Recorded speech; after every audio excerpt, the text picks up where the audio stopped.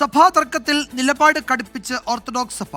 Oriental സഭകൾ സംവാദത്തിന് വാതിൽ തുറന്നത് സ്വാഗതാർഹമാണെങ്കിലും ചരിത്ര സത്യങ്ങളെ തമസ്കരിക്കുന്നത് ശരിയല്ലെന്ന് ഓർത്തഡോക്സ് സഭ വിമർശിച്ചു. ചരിത്ര സത്യങ്ങളും രാജ്യ നിയമങ്ങളും അംഗീകരിക്കപ്പെട്ടാൽ മാത്രമേ ചർച്ചകൾ കൊണ്ട് ഫലമുണ്ടാകൂ എന്നാണ് ഓർത്തഡോക്സ് സഭയുടെ വാദം.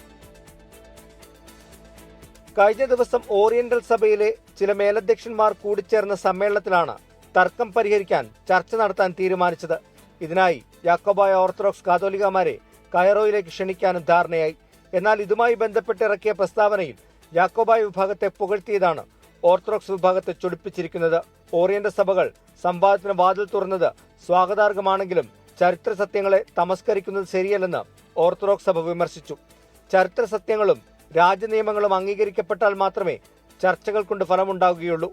സഭയിൽ ഭിന്നിപ്പുണ്ടാക്കിയത് അന്ത്യോക്യ പാത്രിയാർക്കീസ് തന്നെയാണ്. ഇന്ത്യയിലെ കോടതി വിധികൾ പരിശോധിച്ചാൽ ഇത് മനസ്സിലാകും.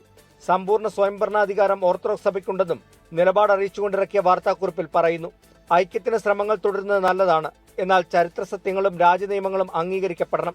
സംവാദങ്ങൾക്ക് ഈ ആത്മാവാണ് മാർഗദർശിയാകേണ്ടത്, അല്ലാതെ കോളനിവൽക്കരണവും അപ്രമാദിത്വവുമല്ല വാഴേണ്ടതെന്നും ഓർത്തഡോക്സ് സഭ വ്യക്തമാക്കി. ടോബി ജോൺസൺ, 24 കോട്ടയം.